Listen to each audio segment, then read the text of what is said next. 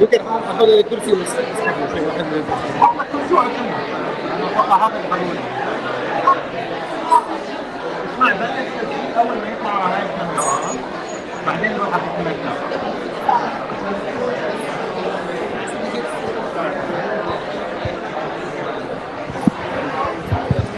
Is it a good spot for me?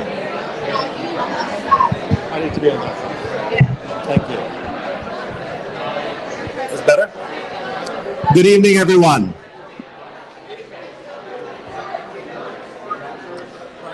Good evening.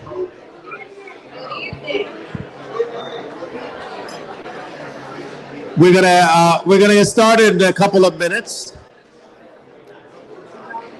In the meantime, this will be a conversation, and when the conversation begins, we would like everyone to be completely quiet, please. Refrain from having separate conversations with your neighbor. Save that for later. Do we agree on that? All right. What a great audience. Thank you. So let's practice what quiet would look like. Can you please turn off the music?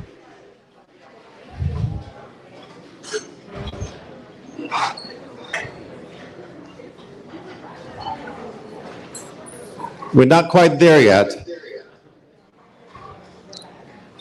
Are you guys back there quiet? Can I see a wave? All right, perfect. Thank you. Thank you all for being here. It's a pleasure to have all of you here at Busboys and Poets once again for a great event. We've been doing these events. This is our 20th year. 20 years.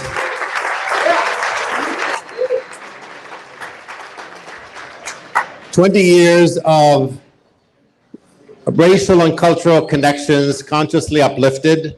20 years of art, culture, and politics intentionally collides. 20 years for all of you, all of our family, our tribe, our friends, for all of take a deliberate pause and feed your mind, body, and soul.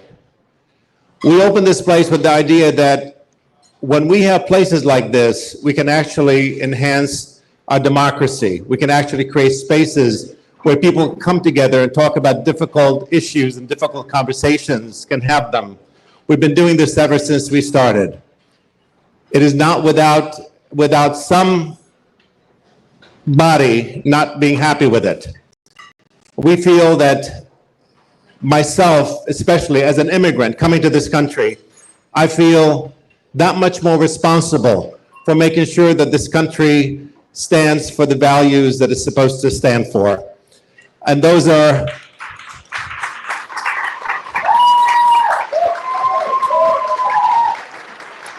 and when those values are being trampled upon as they are today, we're going to speak up. The last thing we want to do is be silent. Silence is not an option, and we appreciate all of you being here. We are so honored to have with us two people that have refused to stay silent. In fact, they've gotten louder and louder and louder, and that's what it takes. Earlier today, we had an event with a group of past ambassadors to different countries all over the world who had worked in countries where they saw the country go from democracy to fascism in a very short period of time. And they expressed the different ingredients that has made those countries become fascist, and we are seeing a whiff of those things here very, very rapidly. And the only way you can counteract that by continuing to talk, by continuing to stand up for what we believe is what American values should be. So thank you all for standing up. Thank you for being here. Sometimes showing up is the biggest act of resistance. So thank you.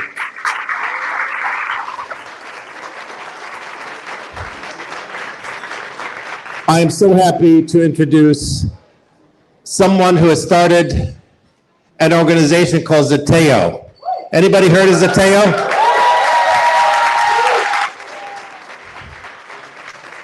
Don't forget to sign up and become a member. Zateo is an organization, a media organization that asks difficult questions. And we all need some of those. We have too many too many journalists masquerading as journalists, too many people that are just pushovers that are masquerading as journalists. I saw some of them at the White House press, whatever it is that they have the other day. And we see what kind of journalism they do. They refuse to speak about all the journalists that have been killed in Gaza, the most number of journalists in any conflict so far on earth. And that's really despicable. But anyway, I want to bring up here our guest of honor and his other guest, Mehdi Hasan and Peter Beinart. Please give them a big welcome.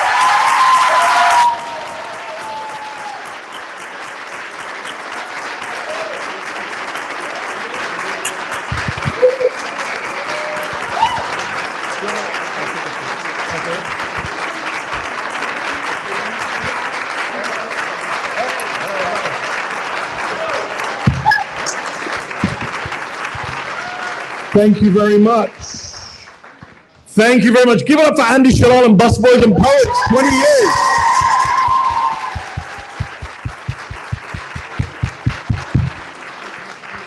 Thank you, Andy, for that very kind introduction. When you said that I've gotten louder and louder, it had a real positive ring to it. When my wife says it, it doesn't have the same ring to it. So I'll take that message home. But some people appreciate me getting louder and louder. My name is Mehdi Hasan. I'm the founder, CEO, and editor-in-chief of Zeteo, which I'm sure you're all subscribers of, right? And those of you not clapping will be subscribers by the end of the night, I am sure.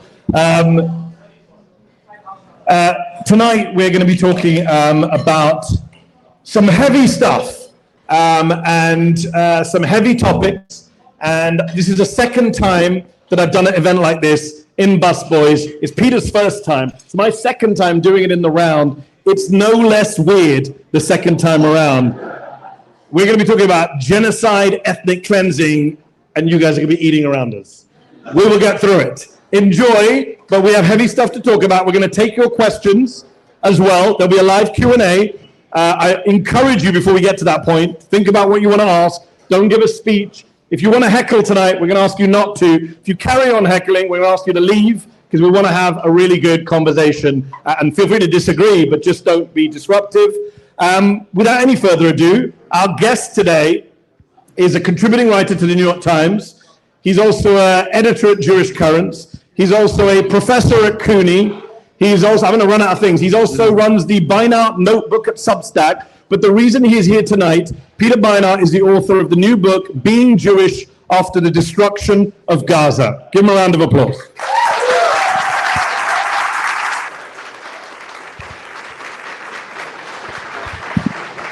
And Peter will be doing a book signing after the event, so stick around for that if you do have copies of the book. I see some people lifting them up. I'm going to open with a very simple question, Peter. You and I have talked before about many of these topics and your book, but I have to ask a question that I'm sure many people in this room are wondering. You wrote a book called Being Jewish After the Destruction of Gaza. How tempted were you to title the book Being Jewish After October the 7th? And why did you decide to go in this direction? Thanks. It's always an honor to be here with Mehdi, my friend. I didn't title the book Being Jewish After October 7th because as I was living my life in Jewish spaces, there was no shortage of reckoning with the trauma of October 7th. So, again and again and again, I was in Jewish spaces where the horror of that day, the suffering of that day, the humanity of the people who were killed and abducted that day was brought home to us again and again. We prayed for them again and again and again, and we still do. And those moments were very beautiful and very moving to me as expressions of Jewish solidarity.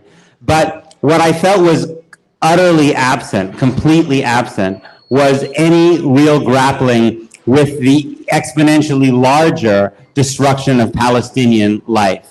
I again and again and again, I was in Jewish spaces where either the killing of Palestinians went totally unmentioned, or if it was mentioned, it was mentioned in such a way as to suggest it's really unfortunate, but really they brought it upon themselves. Or even if there was a recognition of some degree of sadness, I never heard a single name of a Palestinian killed in Gaza in the Jewish spaces in which I live my life. And so I felt that people were reckoning with what October 7th meant, but even people who I knew in other aspects of their life were really good, thoughtful, decent people, seemed to have a kind of a wall up when it came to truly confronting the horror that was being done in our name as Jews.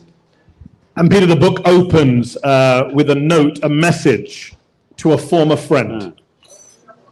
Can you briefly unpack for our audience today what that message is for those people who haven't yet read your book? And can you also let us know how many former friends do you have now post October the 7th?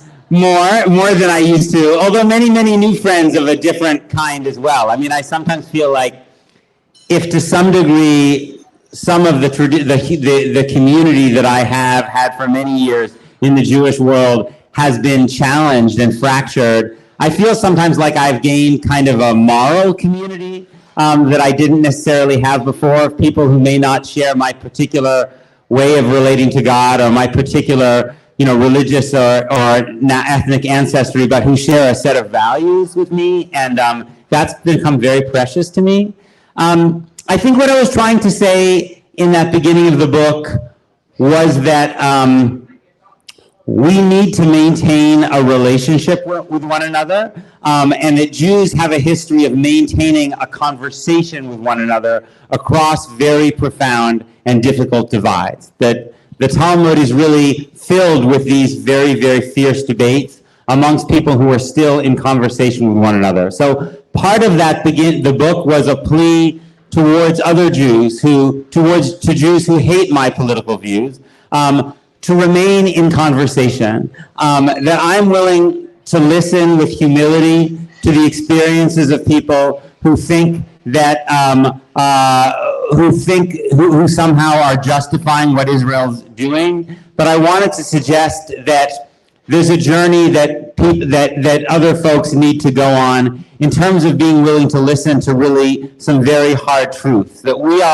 so many of us have inherited a certain story that's very, very deep within us and very intimate for us and very, very painful to reconsider. If you consider the narrative of family is so strong within Jewish tradition that to fundamentally rethink your relationship to the Jewish state and the Jewish people is a little bit like reconsidering your relationship with your family. But part of what I was trying to do was to encourage people to go on that journey, because the refusal to go on that journey, to face these really brutal truths about what the state of Israel does, is what has gotten us to this place. So you mentioned the Talmud. Yeah. Oh, we're going to check your mic.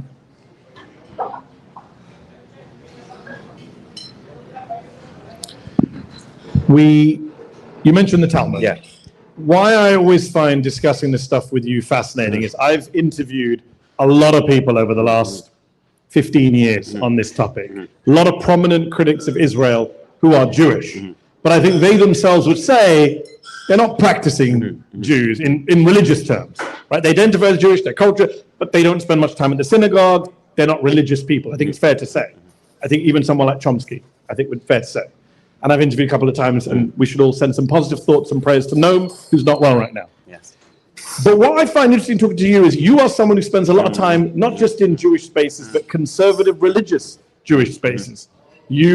When I last interviewed you, you were sitting in front of, which books were you sitting in front of? I was part of the Babylonian Talmud. Okay. Not all of it. Not everyone has that as their Zoom background, right? So my point being, you are someone in those spaces. There's almost like an additional pressure on you when you speak on this subject. And you say in the book, in many Jewish communities, even many Jewish families, suggesting that October the 7th stems from anything but Hamas pure evil is a ticket to excommunication. How excommunicated have you been in your community since this book came out? And prior, since October the 7th? Well, Mehdi, I don't know.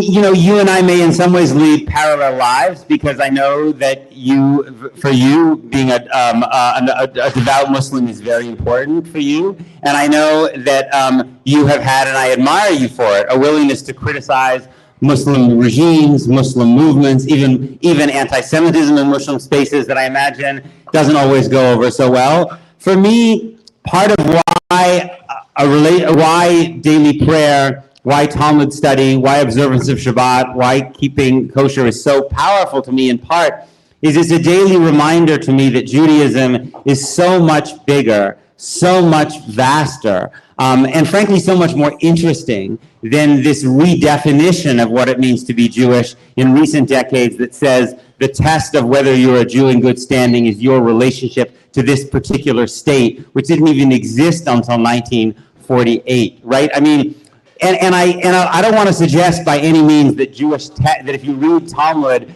it reads like the Bernie Sanders platform of 2020, right? I mean, these are ancient and vast and sometimes deeply weird religious texts.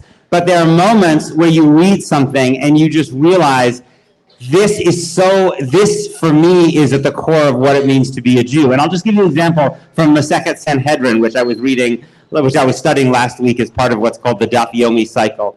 So it talks about what happens if you were a teacher of Torah. It's so powerful in this moment where we're thinking about what happens to students. It says there's something in the Talmud called an Ir Miklat, a city of refuge, where I won't go into the details, but where someone is forced to leave their home and go and reside in this city until the death of the high priest. Anyway, it's weird. But the question is asked, what if you are teaching someone Torah and your student is exiled to the Ir Miklat, right? In some ways, we can all think about professors who may face exactly this situation today at Columbia or Georgetown or all over the country. Their students who are looking to them all of a sudden are basically being grabbed off the street. What does the Talmud say the Torah teacher must do if your student is forced to go to the Ir Miklat? You go with them to study Torah, not only because they need to learn from your teaching, but because you need to learn from them as a student.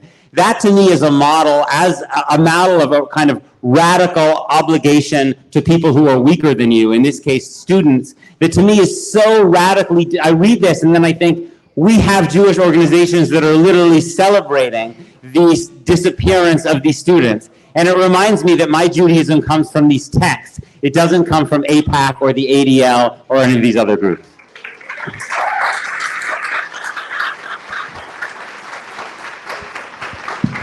I'm assuming the audience is clapping for you and not AIPAC or the ADL. It's funny you mentioned that Bernie Sanders is another interesting character who is Jewish, but is condemned by a lot of, I remember Ben Shapiro attacking Bernie, saying he's not really Jewish. Yes. Because A, he's religiously Jewish and because of his positions on Israel. Although it's funny you mentioned this platform and the ancient, he said ancient, vast, and weird, which some would say is Bernie, in a good way. In a good way.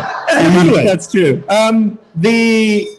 Let's just talk about what you mentioned a moment ago, college students. Yeah. I'm going to jump around here since you brought it up. You're a professor at a college in New York. Yeah. You are a Jewish professor at a college in New York. It has been the center of global attention, that city, campuses, Columbia, NYU, Barnard. What do you make of the last 18 months? Not the protests themselves, we talked a lot about, but the reaction, the way they have been weaponized, obviously under Democrats and now on a new level by Republicans. So I think that, what universities have historically been centers of dissent and of political change, right? And so if you fear dissent and political change on this subject, right, university is going to be institutions that are threatening to you that you want to clamp down on. I think that and for Donald Trump wants to establish an authoritarian regime, so you want to crack down on any centers of dissent that are not under your control. Independent media, non-governmental organizations, law firms, universities naturally, right? To me, part of the question is why did he choose anti-Semitism as his pretext? Because he could have chosen, he has a number of different pretexts, right? And this is, after all, the guy who ran the most anti-Semitic ad in modern American history in 2016, right? So I don't think it's because he's so deeply concerned about Jews. I think it's because he realized it could be effective because so many Democrats had conceded the basic premise, which was A, that the Palestine Solidarity movement is saturated with anti-Semitism, and B, that universities haven't cracked down enough. And he knew that since they had conceded the premise, it would be hard for people like Chuck Schumer and others in the Democratic Party to really fight back, because he's saying, yes, I agree with all that, and now we're really going to get tough. And the irony to me of this, and I just wrote a piece about this in the Times that came out yesterday, is that but in almost every campus where I go to speak, when I talk to Jewish students, they tell me that Jewish students are overrepresented in these movements, right? In Michigan, there are currently 7 students under felony charges for being involved in the encampment, right? 3 of them are Jewish, right? At Vanderbilt, they expelled the school, I'm not making this up, they expelled the school's only Jewish studies major, right, for occupying, because he is part of a protest to occupy the president's office. At Cornell, they suspended a Jewish student who was protesting a career fair that had weapons manufacturers. They said, you can't step foot on campus. He said, I lead Kabbalat Shabbat services on Friday night. Can he make an exemption so I can come to lead services? They said no, right? And this is part of what's so bizarre. They also assaulted the police last year. Remember the chair of the former chair of Jewish studies. Yes, and then after they did that, this poor middle-aged Jewish woman who now has lasting nerve damage after the New Hampshire police threw her to the ground and zip-tied her, the Anti-Defamation League thanked the president of Dartmouth for keeping the campus safe, right? When Columbia suspended Jewish Voice for Peace, the ADL thanked them for keeping Jewish students safe. So what's actually happening is that in order to deal with the fact that so many Jewish students are involved in these pro-Palestinian movements, they have to be redefined as not Jews, right? That's what Donald Trump meant when he said that Chuck Schumer wasn't actually Jewish, he's a Palestinian, right? So this is what I was talking about this distortion and bastardization of this tradition. The tradition, the de facto definition of what it means to be a Jew in good standing for the Trump administration and for many American Jewish organizations is not whether you keep Shabbat or keep kosher or give charity or feed the sick or wash the bodies of the dead, any of the normative things in Judaism. It's your relationship of unconditional support to the state. And by that definition, Donald Trump is more Jewish than me, right? And that's the way, in fact, once Donald Trump said this about Schumer not being Jewish, again, you can't make this stuff up, but a white nationalist tweeted out that Trump now has the right to revoke someone's Jew card, and the head of the Anti-Semitism Commission in the Trump administration retweeted that, right? So we have this complete redefinition, and under that definition, you could expel and beat up and suspend Jewish students, because if they're part of a struggle for Palestinian freedom, they're no longer Jews. Just so you know, Peter, we're going to, for social media, we're just going to clip the bit where you say Donald Trump is more Jewish than I am. Right. Put it out. Just that one clip. I'm glad you highlighted how many Jewish people are involved in the protest, because last year when we founded Zeteo, right, one of the first pieces we commissioned at the height of all the hysteria was from a graduate student at Columbia called Jonathan Ben Menachem, who wrote about how he was a Jewish student in the middle of the encampments, right, and what you were seeing on the news was not true. Right. It's still, to this day, one of the most read pieces, I think, that we ever published. And this idea that, unfortunately, the media also went along with the Democratic Party and played a role in misrepresenting what was happening on these campuses. We now have a new movie out, The Encampments, which features Mahmoud Khalil with great irony and sadness in that film. Yes.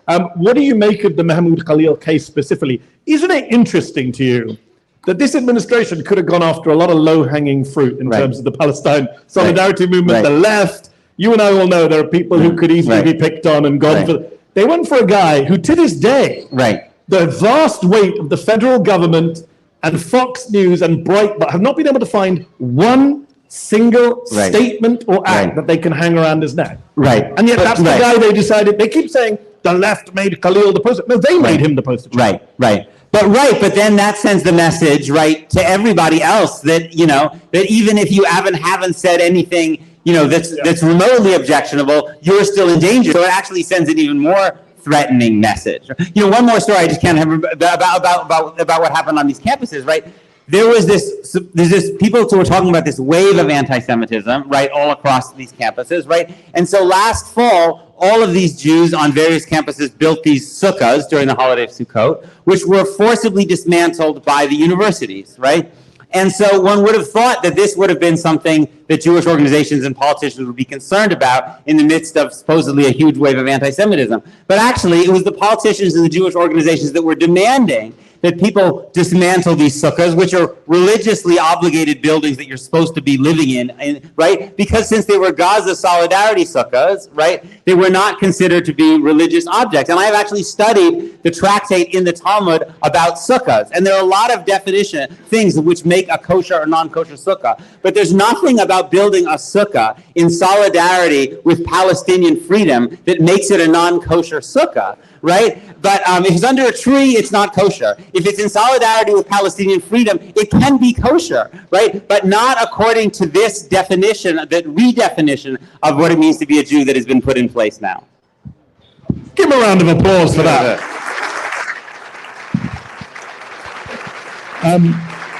Every time we speak, Peter, I feel like I learn something new from you. How much is language at the heart of this? You've just written a book. You are a writer by career, training, passion. How much of this entire conflict right now, this entire argument, comes down to language, messaging, propaganda? Right now, if you are, as you just talked about Jewish students on campus, if you are a Christian who is opposed to Israel or critical of what's happening in Gaza, you're an anti-Semite. Right. If you are a Muslim who is opposed to what's happening in Gaza, you're an anti-Semite and you're Hamas. If you're a Jew, if you're a Jewish person who is opposed to what's happening in Gaza, you're a self-hating Jew, right? So the labels are there. Yeah. And people are using this phrase now, I've seen, bulldozing. I don't know if you've come across it. No. This idea, like mansplaining, it's bulldozing. The Israelis don't just use bulldozers to wipe out Palestinian existence in the West Bank or Gaza. They are bulldozing our language. They are walking all over the plain meaning of words, where anti-Semitism no longer means anti-Semitism, it means anyone who's critical of Israel, or Zionism, or Netanyahu, or genocide. And what do we do as writers, as journalists, as public figures, when we are being rhetorically bulldozed in this way by Israel and its supporters? Well, I think that, the point that George Orwell famously made, right, was that if you want to try to challenge power, you have to challenge the language of power. Because for people, and this is true for Israel, but it's true for the United States, it's true for anyone in power that wants to oppress and brutalize people, you need a sanitizing language, right? A justifying language, because if you say things as they actually are, right, then usually people will rebel or oppose it in some way. So you come up with a kind of sanitizing language that makes it easier. And so people like us, a lot of what we have to do is challenge the language, right? Because the language is what makes this possible. So yeah, I mean, the language of anti-Semitism, right? Anti-Semitism is wrong because bigotry is wrong because it denies people the right to be treated equally, right? Right? It's bigoted to deny Jews the right to be treated equally. It's not bigoted to deny Jews a system of legal supremacy, right? That's actually not bigotry. To fight against legal supremacy in the name of equality under the law is not bigotry. It's the opposite of bigotry, right? And so these seem like really this, another thing I talk about in the book is this phrase, right to exist as a Jewish state, right? Jewish tradition, as I understand it, right, recognizes no right for states to exist, right? Abraham Joshua Heschel said there's only one thing created in the image of God, and it's the human being, every human being. So you start any political conversation with the right of the human being to exist, right? And then states are instruments for the protection of human life. They can protect human life and flourishing, or they can destroy human life and flourishing. And they are only their value is only measured by the lives of the human beings who live underneath them, under their control, right? So instead of saying Israel has absolute right to exist as a Jewish state and then working backwards, right? You should start with the absolute right of all of the people between the river and the sea, including the Palestinians of Gaza, to exist. And then you say what kind of state, right, would do the best job in guaranteeing their right to exist, right? And if you say that the right of the state is more valuable than the right of the human being, right, then that to me actually is a desecration of the fundamental principle that it's the human being that's created in the image of God in Jewish tradition, not the state, the human being that's created in the image of God.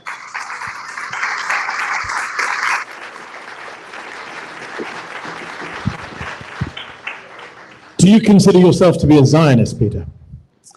So, if Zionism means support for a Jewish state, a state that gives Jews superior legal rights to Palestinians, the answer is no. I oppose a Jewish state for the same reason that I would oppose a Christian state or a Muslim state or a Hindu state, right? I believe that, again, for me, the theological principle is that all human beings are created equal in the image of God, and the political corollary is that states should treat all people equally under the law. Now, there is a different kind of Zionism that lost. A Zionism that existed before 1948, championed by people like Martin Buber and Judah Magnus, and before that, Ahad Ha'am. Indeed, Noam Chomsky, strangely enough, when Noam Chomsky was a very young man, this is going to sound strange, but he was a member of in the 1940s of a Zionist youth movement that opposed the creation of a Jewish state. Right? So what was that Zionism? That Zionism was about the importance of a Hebrew-speaking culture in Israel and Palestine that could exist within the context of an equal binational state. I find value in that cultural Zionist tradition because it's very important for me when speaking to Jewish audiences to separate the question of Israel's right to exist as a Jewish state and the right of Israeli Jews to exist. Not just to exist, but to culturally flourish, to speak Hebrew, to observe Jewish holidays, right? And the two things are always conflated. If there's not a supremacist state, then the Jews there can't live and flourish. It's important for me to refer to people in our tradition who said no, actually that these two things are entirely separate, and I very much believe that that Israeli Jews will be safer under conditions of legal equality than under conditions of legal supremacy, because legal supremacy imposes tremendous violence on people that you have designated as legal inferiors. And when you impose that structural violence on them, you are creating an environment that makes life less safe for everybody.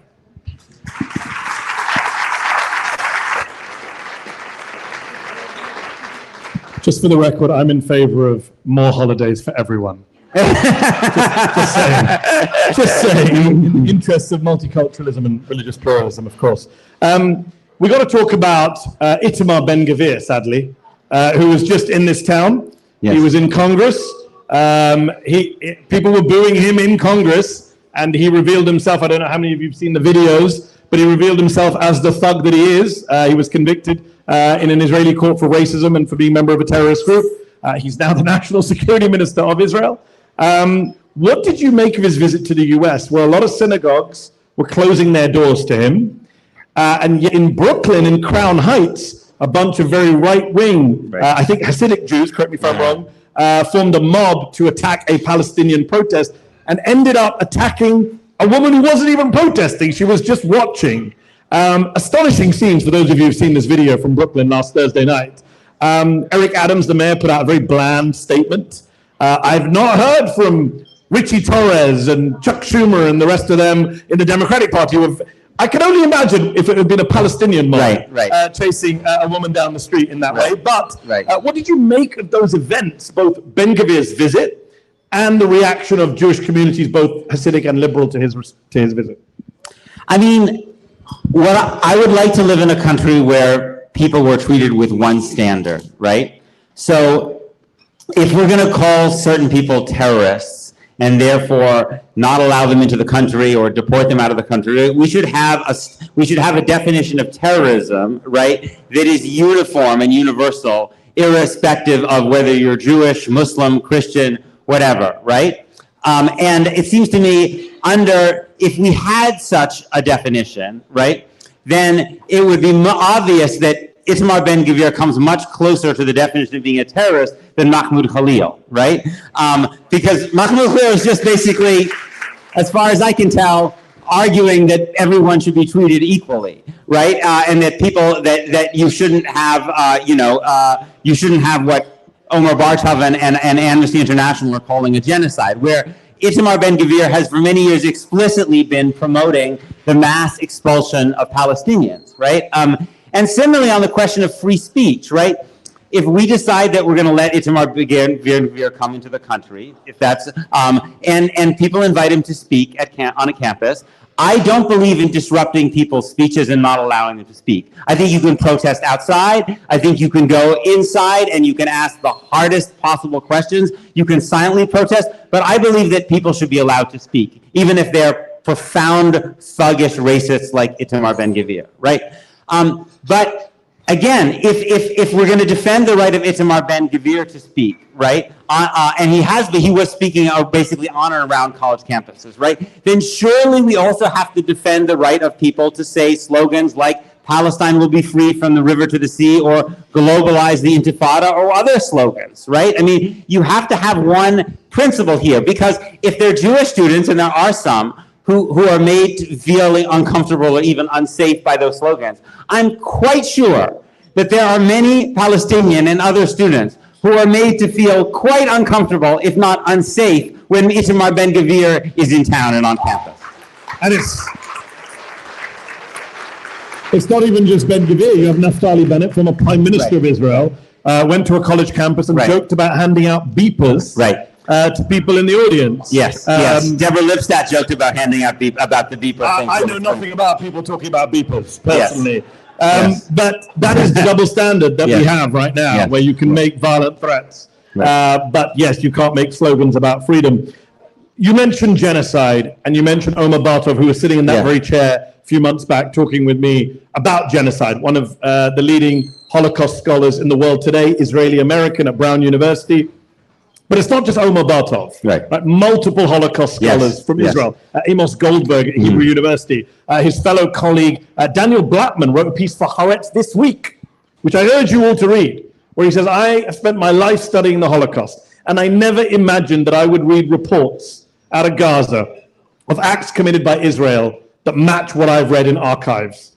The stories of the Holocaust. Now, it's interesting that what an Israeli Holocaust historian can say in an Israeli newspaper would get your visa revoked on a US college campus right now. That's insane. Right. I mean, one of the examples of anti-Semitism under the IHRA definition of anti-Semitism, which Harvard University has now adopted, right, is any comparison of Israel to the Nazis, right? But I mean, again, you can't read Haaretz for 3 days without seeing those comparisons, right?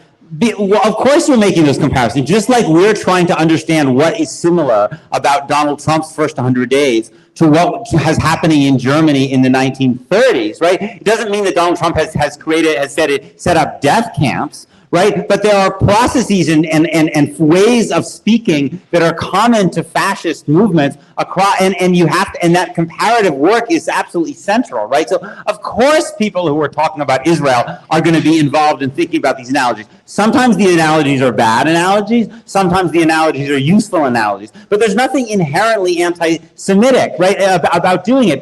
And to suggest that there's something inherently anti-Semitic, that you could never compare anything, you could compare things happening in America, in India, in Europe to the Nazis, but you could never compare anything happening in a Jewish state to the Nazis, is to suggest that Jews are some other category of human being that somehow could not do this, right? That's ridiculous. Jews are just human beings like everybody else, susceptible to the same kind of temptations to terrible abuse of power, and we're seeing that in the most horrifying and graphic way in Gaza right now. And part of this whole discourse that Trump and everybody in ADL and AIPAC are always involved in is trying to turn the conversation away from what's actually happening to Palestinians on the ground, and always turn the focus to the question of the supposedly malevolent motivations of the people who are criticizing, right? And I'm glad you brought back to what's happening in Gaza, because that's the heart of this question, right? So you write in the book, and I'm glad you brought this point, and I want to mention something you write in the book, but before we get to that, let's just establish where we are right now, right? It is, I can't remember the date today. What's the date today? 29th of April, right? March 2nd, was the last time any food, humanitarian aid, or commercial supplies went into Gaza. There is now a full-on blockade of Gaza. Even the minimal stuff that the Biden administration was apparently making the Israelis get through is not happening since March the 2nd. The World Food Program was the last major agency that was providing hot meals inside of Gaza. On Sunday, they said they're done. We're out. The World Central Kitchen and Jose Andres has been trying to do stuff, but not on the scale of the World Food Program. There's no signs that the Israelis are going to lift that blockade anytime soon, or that the Trump administration is going to make them. We're in full-blown starvation, mass starvation territory. You write in your book that between October the 7th, 2023, and June the 4th, 2024, the ADL and the AJC, the American Jewish Committee's, Twitter accounts, along with the official accounts of the Israeli government and the Israeli Prime Minister, used the word starvation or famine fewer than 10 times, but they used the word anti-Semitism more than 1,000 times. And you make the point that you made just now, that they're less concerned about the war and more concerned about questioning the motives of people opposing the war. Right. We're in a much worse state than we were last summer when you were writing your book. Yeah. Where we are today, the question is, how do supporters of Israel, when they're on their own and they're not on Piers Morgan, or they're not in the Israeli parliament, or they're not walking down a hallway of Congress, or they're not counter-protesting in Brooklyn, how does a supporter of Israel go home, lie down, and go to sleep knowing that this state they spent defending all day is literally starving 2 million people? That's in some ways kind of the question that led me to write the book. I think there is something about the human capacity to deny that's unfortunately very, very, very powerful. And this is an example of that denial, right? And what shocks me and drives me crazy about it is that even if you take the things that Israel supporters were saying, right? So there was a period, Israel supporters at a certain moment would argue very vehemently that Israel doesn't target civilians, right? That yes, Israel might kill civilians because it's trying to just get Hamas guys, and so it kills some civilians who happen to be around, but that's really because they're using human shields, but Israel would never target civilians. But, what the fuck do you call this? Right? I mean, it's not like they're saying we're not going to allow humanitarian aid for Hamas supporters, right? We're not allowing food in for anybody. And they're bragging about it. Like the Foreign Minister Katz says, we're doing this because we're going to have total devastation. Right. And if you go back and you look at the statements that AIPAC was putting out back, last year, they were boasting, they were saying there were 513 trucks that were coming in. I mean, again, there are 0 trucks. Right. So if you thought it was great that Israel was putting in 513 trucks, shouldn't you be concerned that now it's 0 trucks? But this is why in the book, I argued that this relationship with the state of Israel is not a relationship of support in the sense that you support Israel if it does A, B, C, but then you stop supporting it if it does D, E, and F. It's a relationship of worship because there is nothing that Israel can do that will lead the organized American Jewish establishment to say, enough. There is no red line at which you say this and no further, right? And that this is why I think it has to be understood as idolatry, right? The state is self-justifying irrespective of what the state does. And what the Jewish organizations do is they come out with a post-facto rationalization of whatever Israel does, even if the day before yesterday they would say Israel would never do that. Right? So there's one point, if you had said before the Trump plan that Israel was going to say they wanted to expel all the Palestinians from Gaza, you would have been called an anti-Semite, right? But then when Trump proposed it and Netanyahu said, yes, absolutely, that's great, and not just Netanyahu, but also Yair Lapid and Benny Gantz, the centrist leaders, the mainstream Jewish organizations said, well, we need some out-of-the-box thinking. Maybe we need a new paradigm here, right? So this is what I mean by worship. Israel acts, and then whatever Israel does is justifying in and of itself. And that's how we get to this horrifying situation. I always find it amusing if you're a Trump supporter or an Israel supporter. You're always in a very dangerous place where you're making a defense of something, right, and then they throw you under the bus. I know. Right? You'll be defending a Trump policy, and Trump's changed the policy, and no one told you. Right. Same thing seems to be with the Israeli government, as you point out. It's like, yes, yeah, we're sending trucks in. Of course we are. Yeah. Now it's like, no, we don't need to send any trucks in. Yes, yes. And the other point I would make is, and I think the analogy is one that's worth thinking about, just like a lot of Republican Trump supporters privately may say they're, deeply, deeply concerned or even, horrified by what's happening, but don't have the courage, right, to say this. This is what happens among many politicians on Israel. And what's happened, tragically, it's what happens with many rabbis on Israel. I mean, I remember many, many years ago, two experiences that have still stuck with me. One was talking to an American Jewish leader whose job was to fight against boycotts of Israel. And this person wanted to have a conversation with me many years ago. And in the midst of the conversation, this person said, I don't buy products from the settlements in the West Bank. And I'm thinking, your job is to fight against boycotts of Israel. You boycott Israel, right? But it's this kind of unwillingness to publicly take the position, right? Because people fear, just like they fear the intimidation of Donald Trump, people fear losing their jobs. So before we go to the audience, I do want to ask one final question, which is you spoke very passionately today about Gaza, Zionism, genocide, starvation. You talked about the Jewish state, not supporting it, idolatry. For people who don't know you, there was a time when you were a very ardent supporter of Israel. Yeah. What experiences, what did you see, what did you read, what did you hear, where did you go that made you change your views over the years? Because we live in a world now where a lot of people don't change their views, right? We're in our camps, we're in our bubbles. It's very hard to change people's minds. How did you change your mind on this issue? Well, in some ways, my upbringing wasn't that atypical. I mean, I grew up thinking about Israel almost exclusively in terms of what it had meant for my family, and especially older members of my family. My grandmother in particular, who was born in Egypt and lived in some ways a kind of precarious life, and always looked to the idea of a Jewish state as a kind of security for her, even though she, unlike her brother, never lived there. And then I also saw the delight that my father and grandfather took in being in Israel. This, if you're always a small minority, and then you go to a place where Jewish civilization kind of permeates everything, it's a very, very powerful experience. Maybe some other diaspora groups could kind of identify with that. And so I understood that there were things Israel was doing, and certain Israeli politicians who I probably didn't agree with. But that basic sense that a Jewish state needed to be there was something that it didn't even really occur to me to actually to challenge that idea, because I really hadn't had very much experience with what Zionism meant, as Edward Said famously said, from the standpoint of its victims. And it was only really very late in life, I'm kind of ashamed to say, in my early 30s, that I first went to spend time with Palestinians in the West Bank. And on the first day that I did that, I realized that I was in some trouble conceptually, because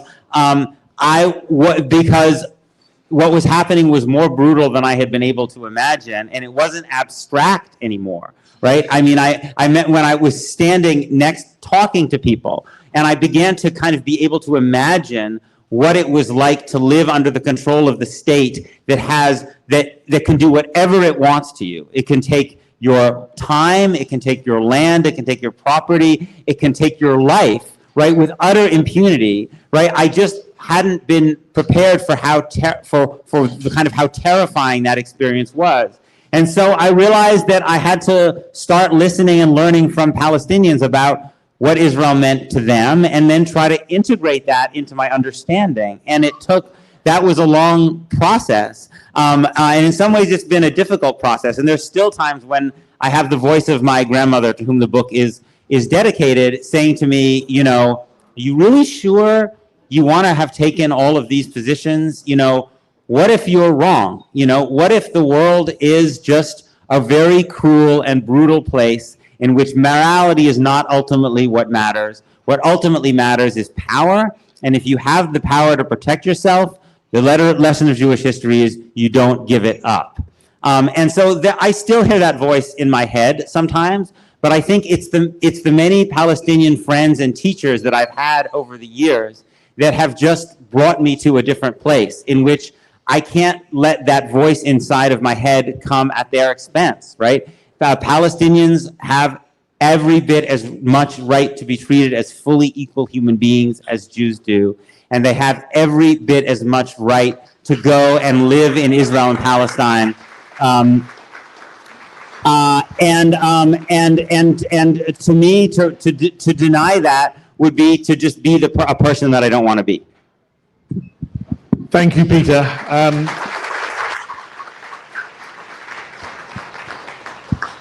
Folks, we're going to take some questions from the audience now. How are we doing this, Andy? We're going to have a roving mic?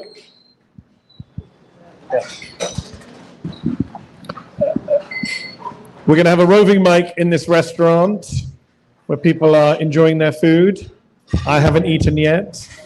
Just saying. You got to love Busboys. We're sitting here, Peter Beinart's talking about Zionism, and Rashida Tlaib walks down the street, literally past the window, as he's speaking. You got to love Washington, D.C. and Busboys and poets. But that's a normal night in the city. All right. Andy's going to be picking people out. I'll leave it to Andy, to whoever he gives the mic to. Remember, questions, please, no speeches. Okay.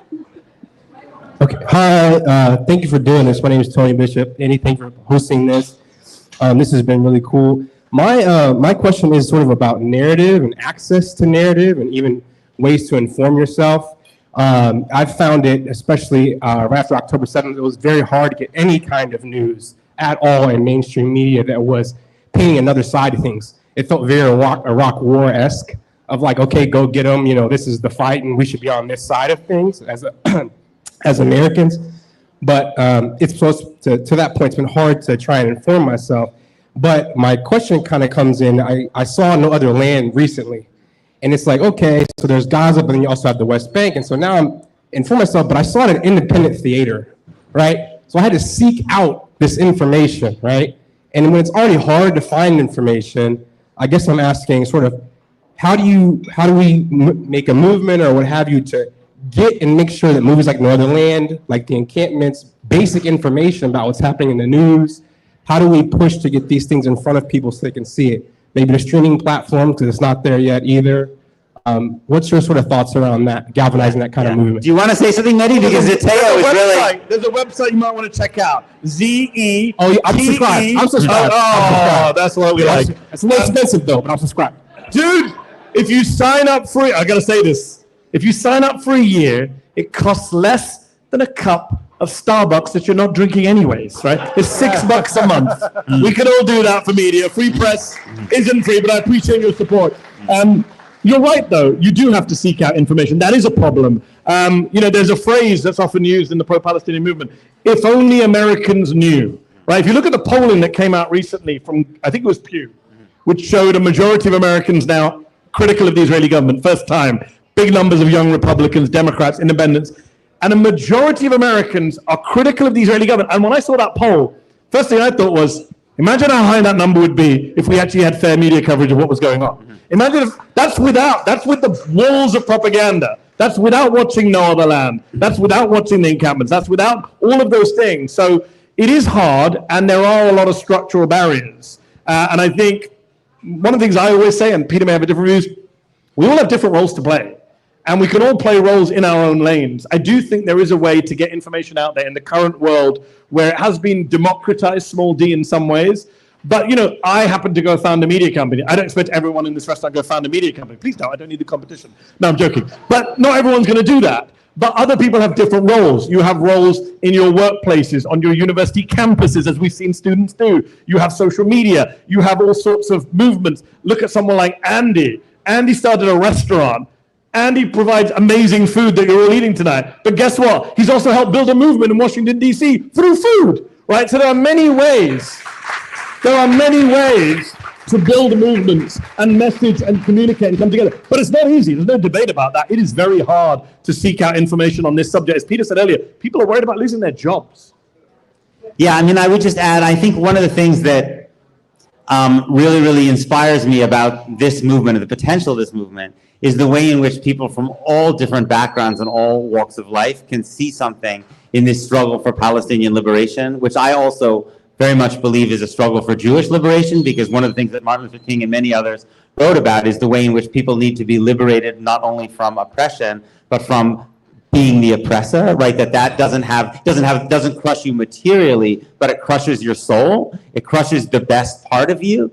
And it always really, really frustrates me when people kind of say, make some kind of stupid identity claim like, you have to be Jewish, or for that matter, even you have to be Palestinian, right? All of the great movements that have changed things have been great because they've brought people from all walks of life, even people who had no personal connection to a place, right? Because they saw something about the universal human condition that touched them, right? And one of my heroes, I'll write about in the book, Abraham Joshua Heschel, right, who came from a Hasidic background in Poland. I mean, literally, he could not have been further away culturally from Vietnam, right? But when he saw images of children burning from napalm, he said it affected him so deeply that he could not open the Jewish prayer book. He couldn't pray because he was haunted by those images. So I always just feel like I want to say to people who have no personal connection to being Jewish or Palestinian or whatever to this place, but are devoting themselves to it, I think those people deserve so much credit, you know, for being willing to put themselves on the line for a place. And I think that's what I think gives this movement its potential to be radically transformative. By the way, just in terms of like messaging and information, they have Douglas Murray. We have Miss Rachel. Just saying. Miss Rachel's on the right side of history. Oh, by the way, before we go to the next questioner, very quickly, we should recognize that Maya Berry and Jim Zogby from the Arab American Institute are here tonight. And Jim's been fighting this fight longer than all of us put together, and I say that respectfully. But they have a poll out today. I should just point out, the AAA has a poll out today that shows the majority of American voters want President Trump to withhold aid to Israel to end the occupation. And even Republican voters feel U.S. policy is too one-sided on Israel. All right, let's take the next question. Is it on? Okay. Hi, thank you so much. My question is sort of on the media from a different angle. If you can speak to sort of the reasoning and also the influence that media bias plays in the conflict. You know, that's also one of the anti-Semitic tropes, that Jews control the media, they control the narrative. Right. But, you know, what we've also seen in the past 2 years is clear bias, you know, the dehumanization of one side, which is uncomparable to the other, even the reporting, the headlines, all of that. The impact of that, and also some of the reasoning behind, maybe it's a question for you too, Mehdi, because you've been on the inside too. How does that happen, at least looking at the American media landscape, and how does it influence the actual conflict on the ground? Just to be slightly annoying, because we're taping this, I just need to repeat the question just in case the microphone's there. The question was basically about the American media and how does it end up in this place, dehumanizing Israel in this way, and the consistent one-sidedness of the media coverage. I mean, Peter, you've been editor of the New Republic. You write at the New York Times. You've worked at the top of U.S. media. I mean, part of it is just the lack of what Saeed called the Palestinian permission to narrate, right? If you don't have Palestinians, being fully represented, right? You're never going to have Palestinians fully humanized in the conversation, and you're also going to be you're not going to be giving people the knowledge and the information they need. I mean, one of the things I went back and I wrote a piece in which I was looking at who got it right after October 7th. Instead whose predictions about what would happen turned out to be true, right? And again, I found they were Palestinian journalists and thinkers and scholars who had very little access to mainstream American media. And they weren't only just right morally, right? But they were just right practically, right? They were people, many of them from Gaza, who knew Gaza, who said, it's not going to work. You're not going to bring back the hostages militarily, and you're not going to destroy Hamas. And it reminded me of the post 9/11 conversation, where people who knew the most about places like Iraq and could have given the best advice about what was likely to happen if you invaded Iraq were not the people who were platformed. I think in terms of influence in the media, just to go to the other point, I think it's very important when we talk about things like media influence that we be careful about the way we talk about it, right? There are reservoirs of anti-Jewish stereotypes that are deep within Western civilization. And so I think the way to be careful about avoiding those things is always to be specific. I'm not saying you were doing this, but I'm saying I don't like when I hear people saying Jews or even Zionists control the media, right? Be specific about what you're talking about, right? If the Anti-Defamation League helped to get a particular person fired, right, then say that, be specific about the kind of claim you're making and who you're accusing of what. And I think that is the way of making having a conversation that's careful and informative and avoids these stereotypes. Well, but I would say one thing, Peter, what I found so interesting and dangerous since October the 7th is that a lot of the pro-Israel folks are helping to fan the flames of that anti-Semitism. I mean, Bill Ackman, some of you may know, Yes. billionaire supporter of Israel. Right. He said in a New York Magazine interview, I'm in a WhatsApp group with a bunch of billionaires and all we talk about is Israel. If I said that, that would sound like an insane anti-Semitic conspiracy. Yes. Yes. Bill Ackman said that in New York Magazine. Yes. When I was at MSNBC, John Podhoretz, who I'm sure you know well, Yes. New York Post writer, Yes. famously Commentary, yeah. horrible racist, went on social media and said, does anyone know does anyone go to shul with Brian Roberts? This is the chairman of, the CEO of Comcast, which owned MSNBC at the time. I don't know what the relationship is right now. I was a host at MSNBC. He said, does anyone go to shul with Brian Roberts? Can you ask him to fire Mehdi and Ayman? Yeah. Right? This was and I was just like, does this guy have no self-awareness? A Jewish journalist is publicly asking a Jewish CEO if he's at synagogue to fire two Muslims? Like, what does that do but help white supremacists and anti-Semites and everyone who says all sorts of things? Absolutely. No, you're absolutely right. You're absolutely right. It's insane. All right, It's can we take a insane. question from back It's here? insane. Andy, the folks here at the back have been waiting patiently. All right, and then we'll go to the back. I just had a question following up on the first question. I had a question following up on the first question. You're an intellectual who's had a public transformation. I mean, you've sort of walked through steps with people. One of the problems of information overload in this technology age that we're in is that people seem to gravitate toward sources they agree with. Right. You've made that change through personal meeting.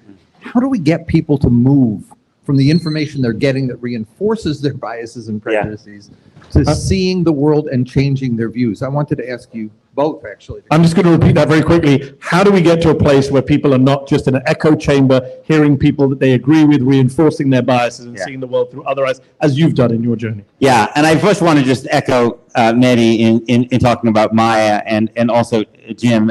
Jim, for those of you who don't know, I mean, has really been fighting this struggle for longer than anyone that I know of in Washington, and is just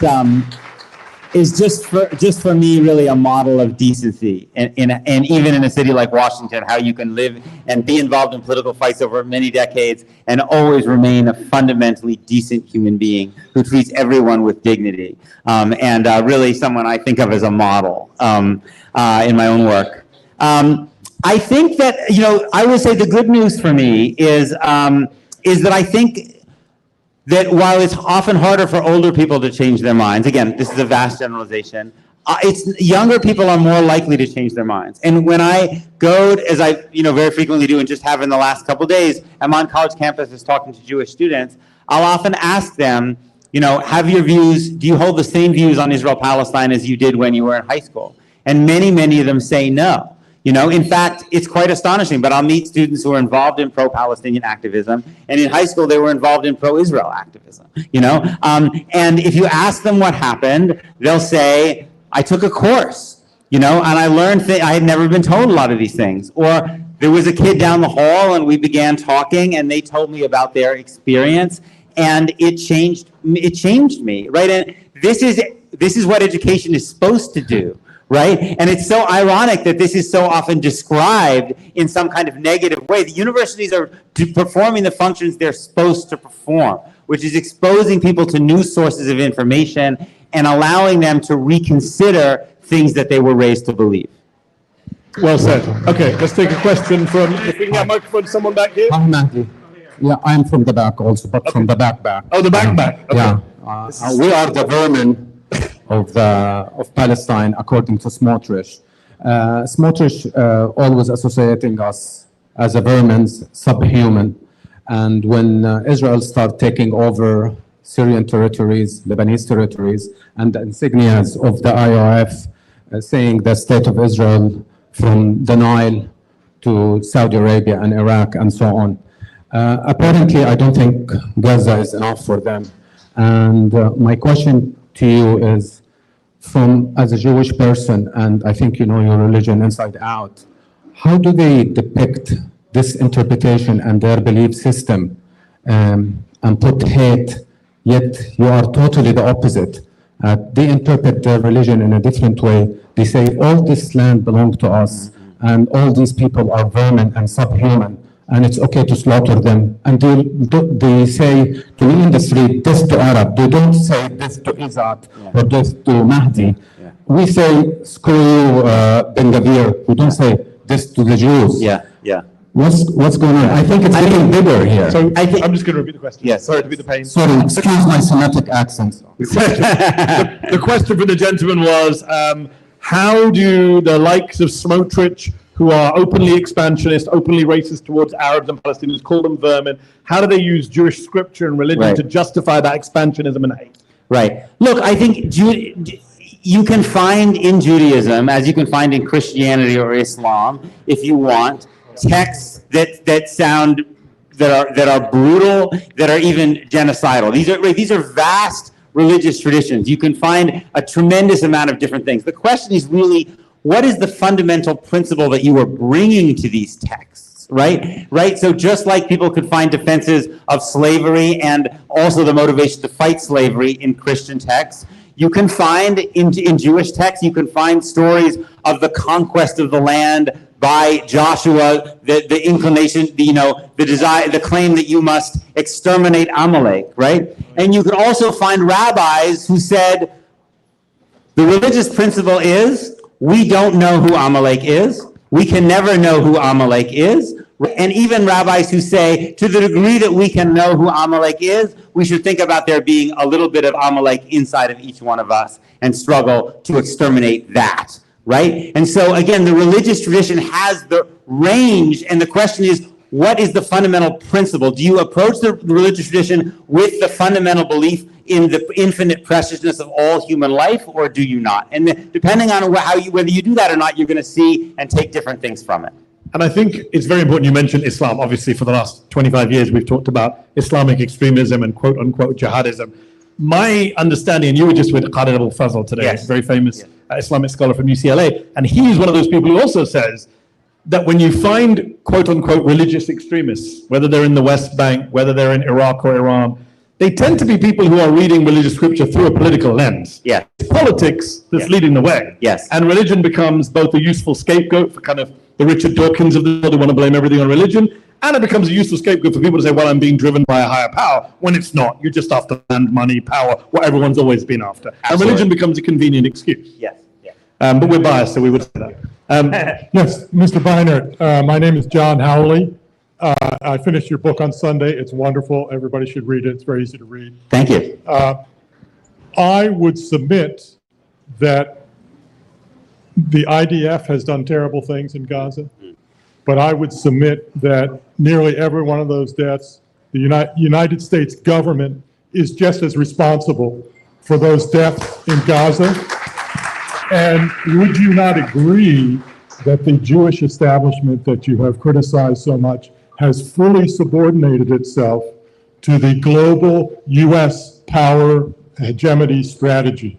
So I'm going to repeat that just for everyone, is that the question was that what the Israeli soldiers have done in Gaza, every one of those deaths, the United States government, the US, is equally complicit and equally responsible for, and the American Jewish organizations, while also supporting Israel, have also supported US imperialism, foreign policy, aggression. Yeah, I mean, and this fact that this is being done with American weapons, right, is what makes our relationship as Americans to this different than to other terrible atrocities that are happening around the world. So, right, people will constantly say things like, "Why are you focusing on Israel? What about the terrible things that are being done in Myanmar?" Right? I mean, I only wish actually that I would hear references from establishment Jewish leaders to Myanmar when it wasn't only an effort to get people not to care about Palestinians, right? Because people should care about Myanmar, right? And Xinjiang and many other, and Sudan, many other places, right? But as just a basic moral axiom, you have a greater responsibility for the things that are done with your money,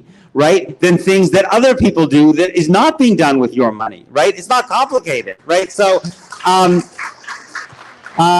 so that's why you focus more on Israel than these other places, because this is being done in some sense by us.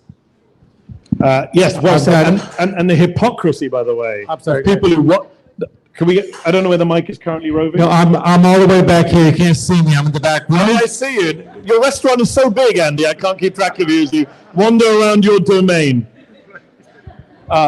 We have 2 more questions. Is that all right? Sure. All right. It's your restaurant. You tell us when to start. No, it's your show. So 2 people. We'll take 2, but this lady here has been waving for a while. So we'll do 3 then. We'll do 3. Okay. We'll do 3 short questions, and then Peter and I probably will give very short answers, I hope. All right. You want the questions to go in sequence and then you answer? Or Why don't we do that? Let's do that. Let's do that. All right. I just have to remember all 3. So this is a challenge to Peter's vision of cultural Zionism.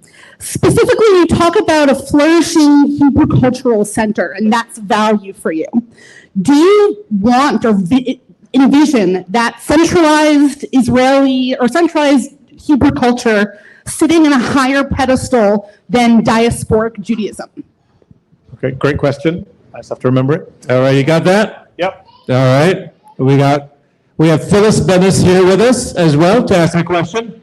Fantastic. Thank you both. This has been extraordinary tonight and continues to be from questions. My question for both of you, neither of you are primarily movement guys. You're writers, you're journalists, you're analysts. One of the struggles we're facing right now is how to build on this extraordinary public movement that emerged not because of the Palestinian rights movement, but because people as human beings saw what genocide looks like and came out into the streets to say no. How do we protect that movement, build it, consolidate it, while being part of the movement against the rising threat of fascism here in this country? It's a huge challenge for those of us who are primarily movement folks, and I'm just curious how you two come to that and see that as what's our answer? How do we do both? Okay, and then we'll take the All third right. question. Question about movements, and then we have one last question. You can just shout it out. I'll repeat it. Oh, no, wait, the microphone's coming. Andy's moving fast. Sorry. Unfortunately, that's the last one. This is Julian Husseini. I'm Palestinian journalist from Gaza. Okay, just I want to mention 2 issues. Thank you. That about Semitism. Semitism is not exclusive for Jewish only. A lot of Palestinian, Christian, Arab, Jewish, Muslim, they are Semitism. As well, no one talks about what's happening in West Bank. You know, more than 40,000 from refugees camp displaced from their homes, and there is no Hamas in West Bank. Thank you. Okay, so I'm going to go backwards in order. Yeah. Let's take the last question first about no Hamas in the West Bank. Yeah. Palestinians being driven from their homes. Yeah. First of all, look, the term anti-Semitism is a really stupid term, right? Because it comes from 19th century German race science that imagined Jews as a separate Semitic race. It's unfortunate that that we still have this term. That's why smart people now don't write anti-dash Semitism as if to suggest there is something called Semitism. They just write it as one word as if to say, this is just the word that's come to be used for anti-Jewish bigotry, right? It's unfortunate that this is the term. I 100% agree with you, and the West Bank is so important to talk about also because people are always saying, if Palestinians hadn't chosen Hamas in these elections, right, or if Hamas wasn't, practicing armed resistance, then things for Palestinians, then Israel would be treating Palestinians well. Well, the Palestinian Authority has been collaborating with the Israeli state since 2005, something that no other national liberation movement that I know, the ANC, the IRA, it's been essentially the most moderate, national, even collaborationist kind of national liberation movement that I can possibly think of. And what has it gotten, right? Salam Fayyad, who was the Palestinian politician the Israelis loved the most, when he left Palestinian politics, he said, I couldn't stop settlement growth for one single day, right? So what message does that send to Palestinians? It sends the message that no matter what you do, basically, this process of continual domination and dispossession will continue. So I totally agree with you. The West Bank is often key to debunking that ridiculous Hamas-obsessed argument. I got into a back and forth with, unfortunately for my sins, Eylon Levy again recently. Oh yeah, your old friend. My old friend, you were there in New York when we debated. And I shared the picture of little Layla, 2-year-old, who was shot in the head, tragically in January. And he said, well, Hamas should release the hostages. I said, she's in the West Bank, right? Is this why they fired you? You're the worst spokesman ever. He immediately went to Hamas, and it was Right. like, that's the West Bank. Right. But the question from the lady at the back, she wants to challenge your affirmation of cultural Zionism. Is the idea that an Israeli culture speaking Hebrew would be on a higher pedestal than diasporic Jews? No, I mean, I think these are different ways of being Jewish. I think there's something extraordinary about being in a country like the United States, but half of the Jewish population in the world, almost half of it, does live in Israel, does speak Hebrew, and there is a deep Jewish attachment in our texts to the land. And I think one of the points that I try to make when speaking to Jewish audiences is to make a very, very clear distinction between the relationship to the land and the relationship to the state, right? The land in Jewish tradition is considered to have a particular holiness. That holiness is there whether there's a Jewish state or the Ottoman Empire or the Roman Empire or British Mandatory Palestine. And indeed, if you associate the holiness of the land with the treatment of human beings, because holiness has to do with recognizing the infinite value of all human beings, there's something especially horrifying about having an oppressive, apartheid, genocidal state on land that we consider holy, right? So that to me would be the reason that I think there is something valuable, precious about having Hebrew-speaking Jewish life in Israel, but that's a choice that Jewish people should be able to make about whether they want to live there or live somewhere else, just like Palestinians should have the right of whether they want to return to the places from which their families were expelled or whether they want to live in America or Canada or anywhere else. And the last question from Phyllis Bennis about movement building and having a movement that opposes genocide in Gaza, but is also fighting against fascism at home. I mean, you probably asked the question, are probably a better movement thinker than I am. One of the things that I'm really struck by, I interviewed before the election Ruha Rahman, the Palestinian American state representative from Georgia, and she was talking about why she was going to support Kamala Harris despite everything.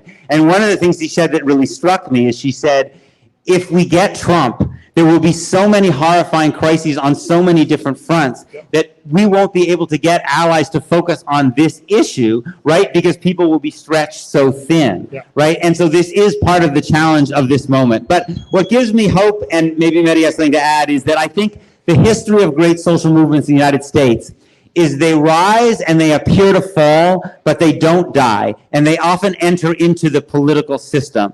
The anti-war movement powered the McGovern campaign. It ultimately elected the Democrats in 1974 that ended American support for the Vietnam War. The Occupy movement rose, seemed to fall in 2011, and then that energy powered Bernie Sanders' campaign in 2016. So whether AIPAC and Donald Trump and Richie Torres and Hakeem Jeffries won't like it or not, the movement, the consciousness shift that's taken place is going to enter into American mainstream politics. And I just hope there's a Democrat who's smart enough in 2028 to realize the incredible political opportunity that awaits them if they speak frankly for Palestinian freedom, because I think they will find a kind of tornado of political support if someone does that.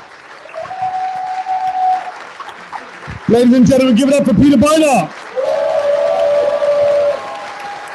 He's going to be signing books.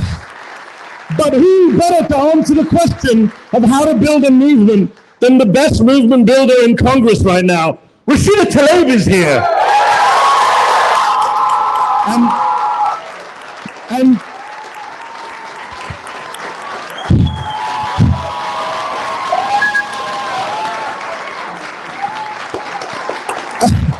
And she never lets me interview her, so I'm going to grill her now for an hour. Just kidding. Ladies and gentlemen, give it up for Congresswoman Tlaib. Thank you so much, Mehdi. So Andy caught me because I'm here meeting with an amazing organizing group, Local Democracy Project, who help. Oh, okay, yes, great cameras. So we're actually talking about how we can get some really great candidates at the local level. So I just so happened to walk in and I asked them, I walked in and I said, oh my God, there's Peter. Oh, there's Mehdi. But I also just came earlier today at the State Department. I'm sure Zateo probably covered it. We were at the State Department with Congresswoman Becca Blant and a lot of other colleagues in asking to free not only Mahmoud, but Rasmiya and so many others, but of course Mohsen. And you know, one of the things is a reminder, and I think all of us talk about this all the time, and right now, many people, you know, they shut off when they hear the name Mohsen or Rasmiya and stuff. They do, let's be honest. But the rights of those individuals are our rights. I mean, when they start chipping at our due process they're chipping at all of our due processes. You know, and so I just want to remind folks as we try to do this work, and I know today we're talking about this incredible solidarity work in your book, your beautiful book. He made his son interview me. I'll talk about it later. That was very funny. When do I get one? No, you're never going to get one. And so I can tell you all that, you know, even in that moment of standing there together with many of my Jewish colleagues, and all of us are standing there and we say, we got to fight fascism together. And we know that it won't stop at Mohsen's and Rasmiya's. It will come for all of us as we fight against any injustices. But, you know, for us to be able to speak freely and saying, save lives no matter faith or ethnicity, no matter faith or ethnicity, and to say Palestinians deserve to live, or Palestinian children deserve to grow old, or the fact that my family shouldn't be criminalized solely because they were born Palestinian, all of that, the fact that we're criminalizing it here in the United States, and we have for years, you know, before doxing, there was Canary Mission, y'all. Like, before there was all these things, there was already happening on the down low. And many folks, we know this from Palestine legal work, from Center for Constitutional Rights, who've been defending folks in the academic area that have been trying to speak up against apartheid, against the genocide, against the ethnic cleansing that continues to happen. But, you know, what I love about Peter is, you know, we always talk and we connect in this human way, but also he's so driven by his faith, and it's what actually drives him to talk about freeing the Palestinian people from this sort of oppression. It is rooted in his faith. And every time he talks, I mean, it's so beautiful how he does it. And he went to Detroit recently for I call her my Rabbi Alana's anniversary. And even in that moment, you were bringing the faith into it. And, you know, I love her because she brings music into it in this movement. But it is really rooted in so much of who he is as a proud Jew. Like, he is so unwavering about that. It's like, because I am, that's why I say these things. It's because of my faith that I have to speak against the injustice. It's because, again, of being someone that is solely, again, believing in my beautiful faith, that this is why I have to say free, free Palestine now. So I just want to give him a round of applause and creating this beautiful. And Mehdi, one day, inshallah, you'll get an interview, inshallah. You know how I am about interviews. And it's just know that I'm not doing it for anybody else. So, right? Peter's son. Peter's son, it was so cute. I can't say no to a kid. And he asked him. My kid's asked I you. know, yeah. Honestly, I probably would do it with your kid. How old is your kid? I have a 12-year-old. Oh, 12-year-old would be fun. It would be fun. But no, your son was tough. They were tough. And you were amazing. tough. You were amazing with those kids. Really amazing. Yeah, it with was those tough. kids. They were asking me some tough questions, and then you guys got some pushback afterwards. That was really sorry about that. But thank you all so much. And Andy, he didn't even ask me. He's like, "You're gonna come in, right?" And I was like, "I'm meeting with Local Democracy Project." Hey, Warren, and all this stuff. So I just want to thank you all so much for being here, of course, and this incredible. But I'll tell you one day. Yeah, Local Democracy Project, well, they just met with me. So one of the things to know is that they're working incredibly hard on local race and trying to get, and let me tell you, it's rooted in making sure there's candidates that are unafraid of speaking about Palestinian liberation and the oppression of the Palestinian people. And what I love is that, you know, it's grassroots. It's understanding that many of the people at the local level are driving everything from the top, the ballot and so forth. So I just thought that they did just an incredible job in presenting and talking to me about it. Because I have, you know, what is happening in my district, including some of the right-wing folks being there trying to ban books and trying to scare my immigrant community. about what is what is truly going on, which is not what they're saying. So the Local Democracy Project has been a great partner in trying to make sure that we have the support on the ground for local school board members, council members, and other local electeds. And I remember reading a statistic, it was a while ago, that a lot of folks that end up on the federal level start at the local level. And so, being conscientious of that, and those folks that continue to come at the local level end up in places where they can make a biggest difference on some of the issues that are important to us. Hi, Maya. And so, oh my God, Andy, because I thought Mehdi was going to ask me something. Oh, your family's so What would you like these people to do tomorrow? Wait, tomorrow? What I mean, should they fight be fascism every single day, no matter what it is. They do that by speaking truth to power. How many times have I reminded people, and I'm going to tell everybody here, you don't think we got the Civil Rights Act or transformative change in our country or organizing labor because somebody in the White House or in Congress woke up one day and said, that's a really good idea. No, it's when we demanded it. It's when we boycotted. It's when we protested, when we demanded it, when we pushed. And I know it's hard. I know it's scary. It's high anxiety right now. But I told my residents, we did 2 Resist Together trainings and talking about what we do and how to organize in our communities to push back on the institution right now that's turning their back on our democracy, but also our constitution. 5% of what everything he's doing right now is around Congress. It's a trifecta. And he's still going around Congress. And what is also unbelievable and lawless and cruel about everything is the fact that it's only been week 13. We should do a whole thing on week 13. It's only week 13, and look what they've done. Look what they've done in 13 weeks of fascism. So again, tomorrow, there are ways in your space that you can fight against fascism and speak up. People right now are waiting to be told what to do. So if you know your network of folks, tell them what to do. People came to my town hall. They left with postcards to a neighboring Republican district and telling them save Medicaid.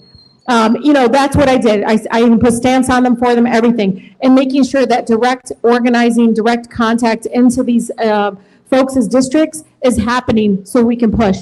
We only need, 3 or so Republicans, and they're barely getting some of the things done in regards to the budget. But it's beyond that. It's also being able to not be sheep and go along with the Trump administration and actually say, you know what, that's pretty unconstitutional. I don't think that's a good idea, and I'd speak out about it. And a lot of them are not doing that right now, and that's where we all have to continue to organize and push back. So tomorrow, find a way to fight fascism. Find a way to fight fascism in your backyard. Organize your backyard. There are people there that are waiting for you to offer something for them to do, and find that movement and find that way to do it. Thank you so much. It's good to see you, Peter. Ladies and gentlemen, give it up to Congresswoman Rashida Tlaib. You came here tonight thinking, I'm going to get Peter Beinart and some great food, but you also got Michigan's finest. And I'm certainly not Gretchen Whitmer today if you saw her hugging Donald Trump, but that's a discussion for another day. Peter Beinart is going to be signing copies of his book up at the front. I'm going to do a shameless plug, not just for Zateo, for those of you who aren't subscribers, but one thing I love about these events and why I love Andy and Busboys, where do you get events like this? And something Zateo is trying to do is have more live events, because we need to get people together in a room, not just on screens. We need to be together talking, discussing, having Q&As. May the 12th at the Howard Theater, myself, my colleague Prem Thakur, Joy Reid, and Senator Chris Van Hollen will be on stage discussing Gaza and fascism and media bias. So please do check it out. There are tickets available at the Howard Theater website. I'd love to see you all there, or some of you there on Monday, May the 12th, here in Washington, D.C. And on that note, I'm going to hand it back to Andy. Thank you so much. Thank you, Peter Beinart, Mehdi Hasan. Give it up for both of them. Thank you. I'm going to ask you guys to please kind of settle down just for a moment. Don't try to get up and move right now, because we want to get this guy all the way to the front, and it'll be a lot easier if you guys just stay still. And Alicia here will tell you what to do. Okay, thank you guys so much for your patience. So if we could clear this aisle here so we can make our way to the bookstore. People in the Langston room, if I could have you guys start to line up if you have books needs to be signed. We are going to be in the kids section, the children's section, which is going to be to the far right by the bathroom, okay? If you don't mind, if you could follow me. Sure, I must have. Thanks so much. Mehdi, thank you. Really wonderful. Yeah. Can we keep this front area clear, please, and move to the front? If we can keep this area over here, please, clear, we would appreciate it. We're trying to switch between a couple of events and reopen. When he's available, he'll be available to speak, but for now, if we could not crowd this area, maybe stand to the side, maybe form a line, but we do need our walkways open and clear.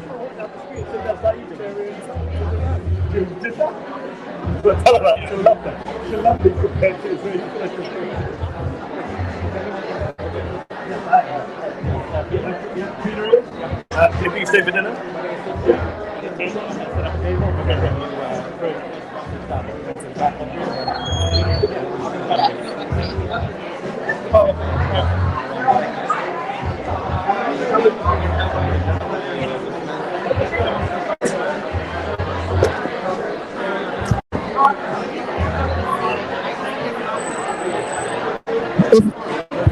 If we can please just keep our ways open.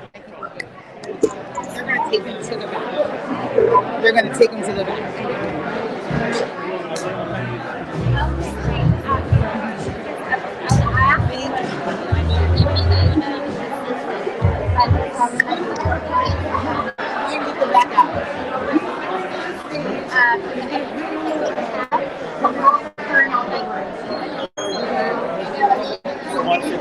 Yeah, so here's the thing.